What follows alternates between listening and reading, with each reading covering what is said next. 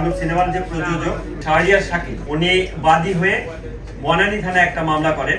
বনানী থানায় মামলা করেন যে 4 তারিখ ওনার যে সিনেমা বাংলাদেশ চলচ্চিত্র সিলেকশন বোর্ড কর্তৃক যেটা নিবন্ধিত সিনেমা তাণ্ডব সিনেমাটি মানে কতিপয় ব্যক্তি ইউটিউব, তারপর টেলিগ্রাম, ফেসবুক এবং বিভিন্ন লিঙ্কে পাইরেসির মাধ্যমে প্রকাশ করেছে। সেক্ষেত্রে তার কিছু এইচডি ভিডিও এবং কিছু আংশিক ক্লিপ এই বিভিন্ন জায়গায় পাইরেসি করে যখন প্রচার করে, এই সংক্রান্তে তিনি 3 জনকে বাইনেমে এবং কিছু অজ্ঞাতনামা আসামি দিয়ে বিভিন্ন লিঙ্ক উল্লেখ করে একটি মামলা দায়ের করেন। মামলার তদন্তভার প্রাথমিকভাবে থানার উপরে থাকলেও বর্তমানে মামলার তদন্তভার ডিবির কাছে ন্যস্ত করা হয়। তা এটার পরপরই আমরা যখন কার্যক্রম শুরু করি, কার্যক্রমের পরে আমরা যে এজাহার নামে 3 জন আসামি, 3 জনকেই আমরা গ্রেফতার করতে সক্ষম হই। যে 3 জন হচ্ছে টিপু সুলতান, সাদি সাদ ওরফে সাগর, যিনি সিনেটিক অনলাইন পোর্টালের মালিক, এবং আরেকজন সাজেদুল ইসলাম।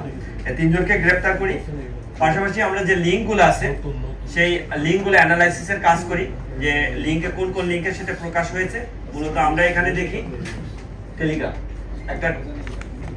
একটা টেলিগ্রাম চ্যানেলের মাধ্যমে এটা প্রথম প্রকাশ পায়, এবং সেটি মূলত কে কন্ট্রোল করে বা কারা করে সেটার ব্যাপারে আমরা আমাদের যে ডেডিকেটেড টিম আছে ডিবি সাইবার ইউনিট কাজ করছে।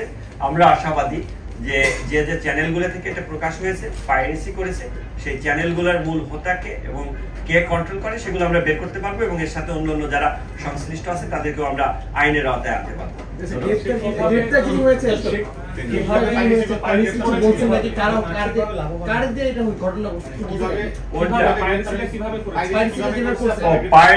পাইরেসিটা বললাম যে প্রথমে মূলত যেটা যে একটা টেলিগ্রাম চ্যানেলের মাধ্যমে সেটা পাওয়া যায়।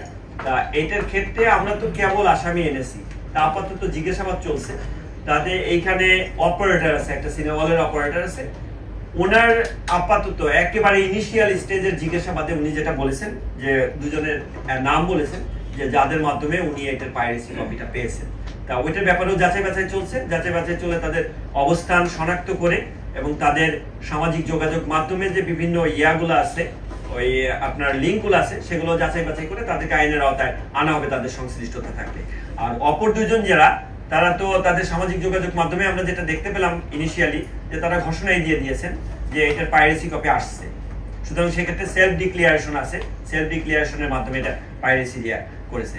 তা পাইরেসি আসলে এটা একটা অপরাধ, যে অপরাধের কারণে এটা আমরা খুব সিরিয়াসলি নিয়েছি। সংশ্লিষ্টতা যাদেরকে পাবো তাদেরকেও আমরা আইনের আওতায় নিয়ে আসবো। কোন সিনেমা হল থেকে এটা পাইরেসি হচ্ছে? আচ্ছা, কোন সিনেমা হল? খুব ইনিশিয়াল স্টেজে কাজ চলছে। ভাই কোন সিনেমা হল? আমরা তদন্তের সাপেক্ষে আমরা পরে বলবো। ঠিক আছে, খুব ইনিশিয়াল স্টেজে কাজ চলছে। আমরা কেবল এই যে আজকে আসামিদের নিয়ে হাজির হলাম, তো কালকে তাদেরকে আমরা পাঠানোর পরে আবার এনে যদি জিজ্ঞাসাবাদ করে আমরা মানে এক্সটেন্ডেড ফরম্যাটে আরো তথ্যগুলো আমরা পাই।